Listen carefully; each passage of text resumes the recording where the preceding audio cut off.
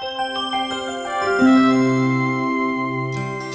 there friends, it's Melony, and I am really excited to share today's video with you because I am finally sharing my bread recipe. Several people have asked for this, and it just took me several batches before I really I really felt like I had it down and was ready to share. So I'm going to put the ingredients across the screen here. You'll just be able to read those. I'll also have them listed in the description box below, but I'm just going to kind of walk you through this a little bit. Make sure that the water that you use is not too terribly hot or you will kill your yeast. You also don't want it to be too cool. So basically, I err more on the side of hot than cold. I just make sure that the water's not scalding. So I'm just going to give all of those ingredients a quick little mix to get them all combined, and then I'm going to let the yeast proof for about 5 minutes. I forgot to show you that I actually put in some pink sea salt as well, so you guys make sure you put in your salt. And I'm just going to add in the rest of the ingredients and give it a quick mix.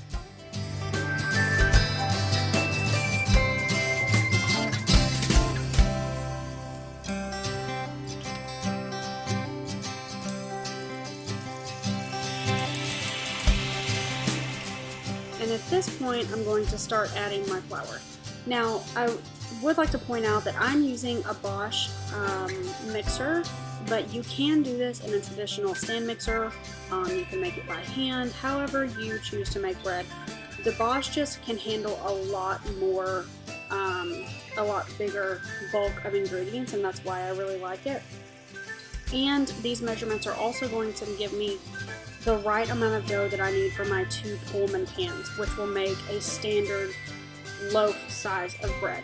So total number of cups of flour that I use is 8. I use 6 cups of all-purpose flour, and I use 2 cups of whole wheat flour. I just like the difference there, you know, the texture. I just really like it with a combination of whole wheat flour and white flour. And I usually add half of the flour in first and then mix it up, and then I will start to add in the rest of the flour.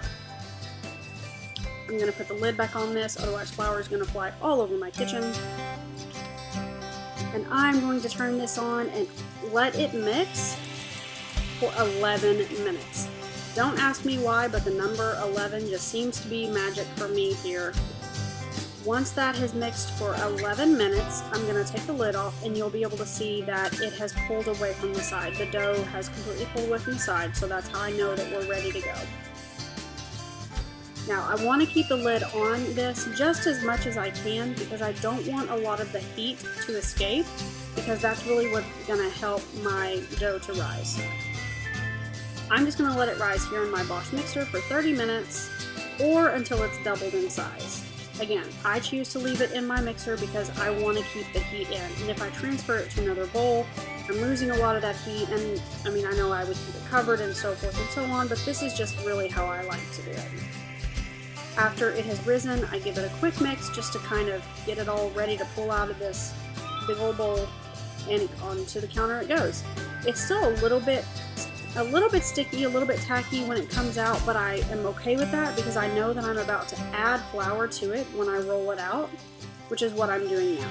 If I added a whole bunch more flour when it was in the mixer, it would be too much flour when it was all said and done.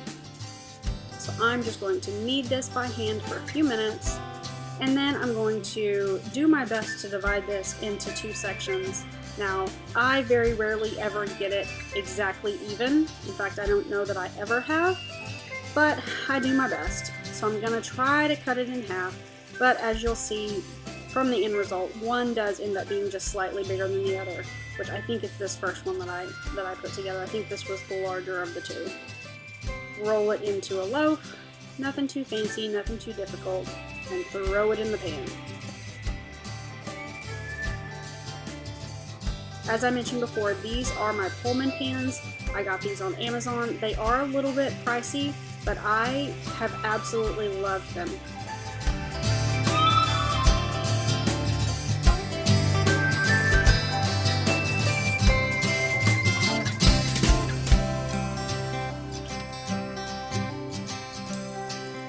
So once the dough is in the pan, I'm going to let it sit. I'm going to cover it with a towel and let it rise This time it took close to 45 minutes, but as you can see, one definitely got larger than the other. So that's pretty much just because one of my loaves was larger than the other. I'm going to put the tops on so that I can bake these. You don't really want to let these rise up above the top of that pan if you're going to be using these particular kinds of pans. I cooked them at 400 degrees for 25 minutes, and this is what they look like when they came out. The one that I just flipped over, I actually took the lid off and let it get brown on the top, and this other one, I left the lid on just to show you the difference in the two. But yeah, this is how I have been making our bread for sandwiches.